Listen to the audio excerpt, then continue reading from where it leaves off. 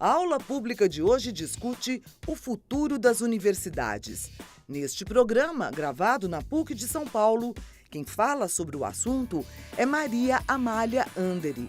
Psicóloga e doutora em Psicologia Social, Maria Amália é a atual reitora da PUC. A sociedade contemporânea passa por grandes transformações. Em diversos setores, acontecem todos os dias mudanças econômicas e sociais. As universidades ao redor do mundo sofrem com o mesmo processo. Com o avanço das tecnologias e das tensões econômicas, há muita discussão sobre qual é a função do ensino superior. Como deve ser a relação de diretores, professores e estudantes no interior do campus universitário? A formação deve se concentrar no mercado de trabalho ou na pesquisa e extensão? Como superar as crises do mercado? Universidade e sociedade. O que uma deve esperar da outra?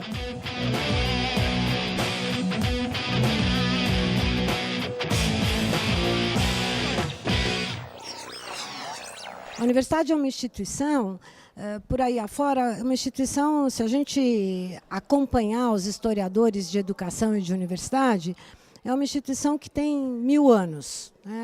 Mas eu diria que a universidade de 1000 anos atrás, ou de 500 anos atrás, ou de 300 anos para trás, não é a universidade da qual se fala hoje. O que há de importante é que a universidade, desde a sua fundação, sempre fez alguma diferença nos lugares em que esteve.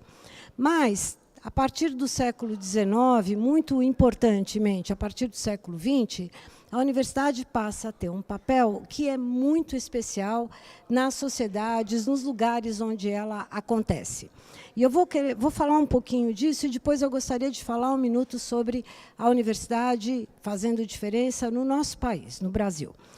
Por que a universidade, o papel da universidade na sociedade é diferente a partir do século XIX e do século XX? Porque as sociedades ocidentais são muito diferentes a partir do final do século XVIII, começo do século XIX, a partir do século XIX, muito especialmente no século XX, e essas sociedades ocidentais impactam mesmo aquelas que não partilham algumas das suas características específicas. Do que eu estou falando? Eu estou falando do mundo capitalista. A partir do século XIX, muito especialmente a partir do século XX, o capitalismo traz para as universidades características que são especiais e as universidades passam a assumir um papel especial. Que papel é esse? As universidades têm, em primeiro lugar, um papel de formação. Na universidade se formam a maior parte, nos países mais avançados ou mais ricos, a boa parte dos jovens que vão para o mundo do trabalho, que vão participar ativamente do mundo social no qual eles vivem. Então, a universidade é um lugar que traz jovens, abriga os jovens por um certo tempo e completa a sua formação profissional e de cidadania. A universidade, a partir... E esse papel as universidades sempre tiveram, desde a sua fundação. Esse papel formativo da juventude ou de parte da juventude dos lugares em que a universidade esteve. A diferença importante é que, a partir do século XX, esse papel formativo vai se generalizando para parcelas cada vez maiores das juventudes nos lugares onde a universidade existe. Eu vou dar um dado para vocês brasileiro. Em 1945, o Brasil tinha 20 mil estudantes universitários, o que significava uma vaga para talvez 2, 3 mil brasileiros. Hoje, o Brasil tem 7 milhões e 300 mil universitários, o que significa uma vaga para cada 25 habitantes brasileiros. Ainda é pouco, mas essa diferença é uma diferença muito importante. Mais e mais jovens passaram a participar desse papel formativo que a universidade tem. O que ganham os jovens com isso?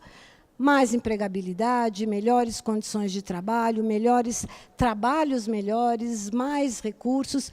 Mas o que eu queria destacar, esses jovens ganham principalmente independência, autonomia e uma certa liberdade de escolha, de decisão, até mesmo para escolher o seu lugar no mundo do trabalho, que não existe para aqueles, praticamente não existe para aqueles jovens que não estão na universidade e que jamais existiu para aqueles jovens de 2 ou 3 séculos para trás que nunca puderam escolher estar numa universidade.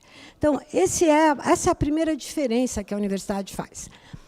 Mas a universidade, a partir do século XIX e do século XX, tem um segundo papel importante, que esse é completamente novo. O mundo capitalista tornou o conhecimento, a ciência, a produção de conhecimento em força produtiva, em gerador de receita, gerador de riqueza.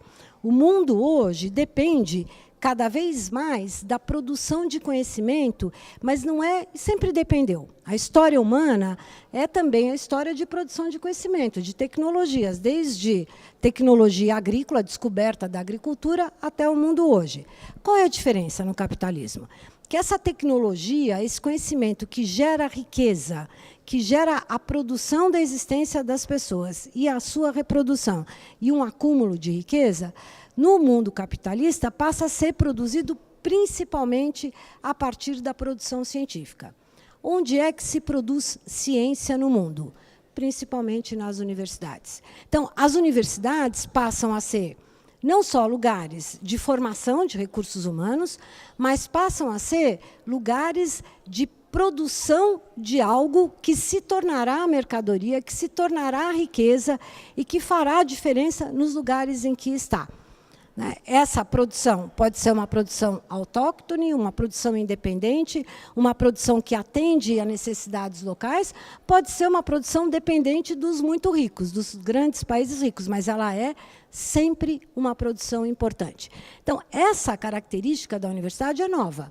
Essa produção de conhecimento na universidade é a produção de pesquisa na universidade, desde a pesquisa básica até a produção de tecnologia, e boa parte das universidades no mundo hoje busca esse lugar ao sol, busca participar ativamente da produção de conhecimento. Por quê? Em primeiro lugar, porque é isso que trará desenvolvimento e, se bem feito, trará uma distribuição mais equitativa da riqueza nos países em que a universidade está. Em segundo lugar, porque, se não for feito assim, ainda assim trará riqueza para as instituições universitárias e para os países nos quais elas estão. O terceiro, então, essa é uma característica nova da universidade, né? O terceiro papel importante da universidade, e talvez esse seja o papel mais importante, é o papel simbólico da universidade. Na universidade, porque há a presença de jovens, porque o trabalho na universidade é basicamente um trabalho intelectual, a universidade é talvez a instituição social hoje, 5 minutos, a instituição social hoje que mais potencial de crítica tem em cada país, em cada lugar em que ela está. Então, a universidade gera formação, a universidade gera riqueza diretamente, porque produção de ciência, tecnologia e inovação, não se enganem, é produção de riqueza, e a universidade gera pensamento.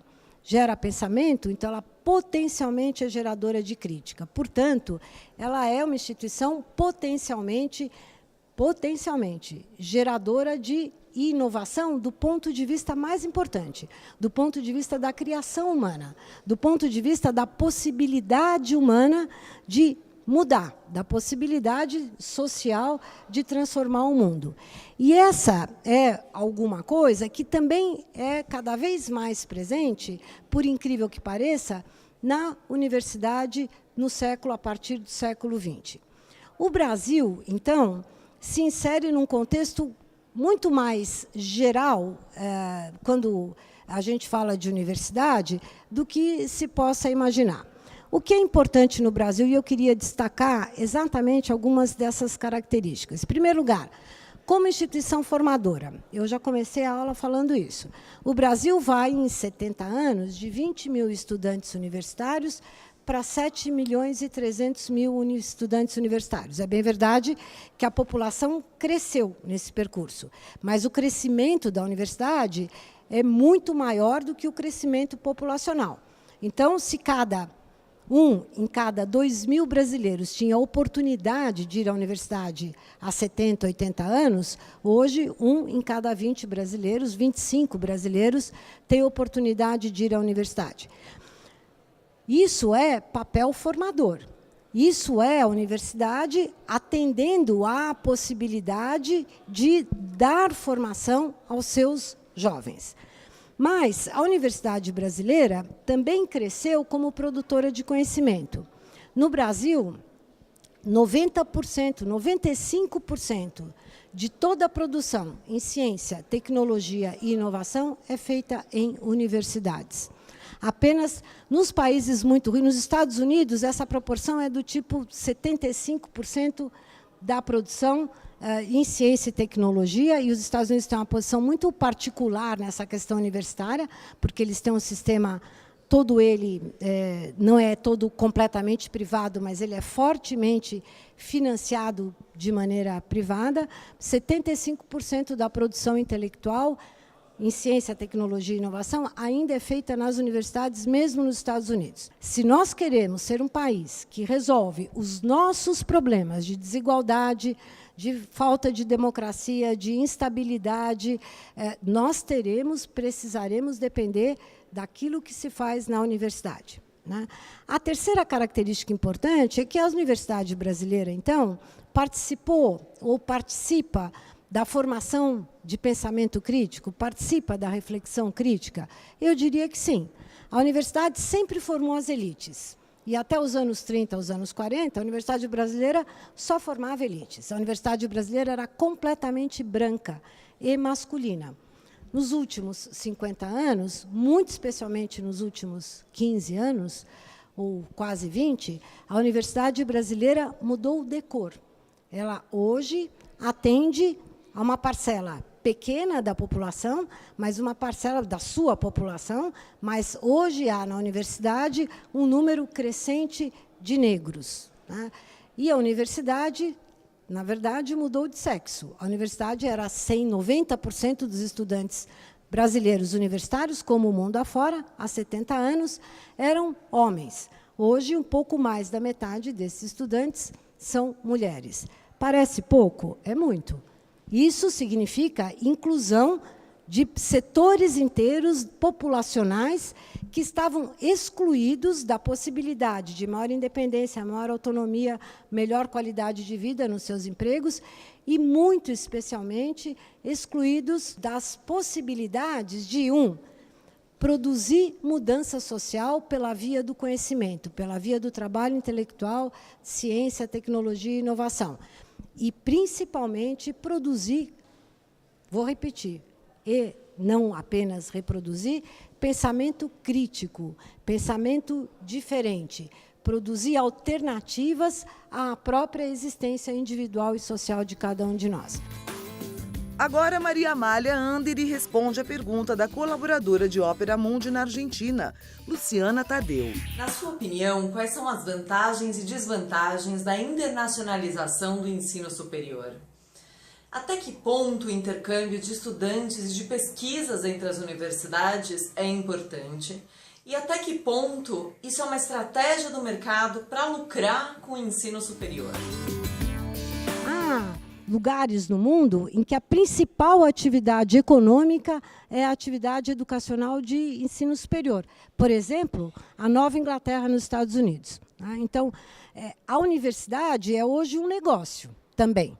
E é importante distinguir, porque eu acho que a gente tem essa possibilidade, a internacionalização, que está relacionada com a universidade como negócio, da internacionalização que é necessária para as universidades, porque o conhecimento, embora seja localmente produzido, possa e deva responder a questões que são locais também, é medido, é mensurado e é produzido como um valor internacional no mundo hoje. Então, a questão da internacionalização na universidade, em parte, é sim uma questão de mercado, digamos assim. né? As universidades são avaliadas hoje pela sua capacidade de captação de estudantes estrangeiros. Não tenham dúvida. Isso é importante porque o estudante estrangeiro é, em geral, um estudante que vem financiado, de alguma maneira, pela universidade, para a universidade. Ou vem financiado pelo seu país de origem, vem financiado pela sua família. Então, parte do peso que a internacionalização tem responde, sim, a questões que são de mercado, de lucro. Mas a parte mais importante da internacionalização está relacionada com o papel social da universidade. Se a universidade é lugar de formação intelectual, de formação de mão de obra qualificada, mas ainda assim mão de obra, de formação de liderança, de formação de quadro, e se a universidade é lugar de produção de conhecimento, ela precisa se internacionalizar para não perder o rumo da própria casa. A internacionalização é uma maneira que a ciência, a tecnologia e a inovação, a ciência, a tecnologia e a inovação dependem, são atividades internacionalizadas. Então, a internacionalização da universidade está relacionada, em primeiro lugar, um bom economista brasileiro precisa ser capaz de discutir com um bom economista russo, italiano ou americano. E deveria ser capaz de disputar mercado com todos esses economistas. A internacionalização é importante porque a internacionalização nos torna cidadãos do mundo. Nada como uma experiência cultural mais ampliada, mais internacionalizada, mais diversificada, para nos tornar mais críticos e mais conscientes das reais e importantes necessidades do mundo.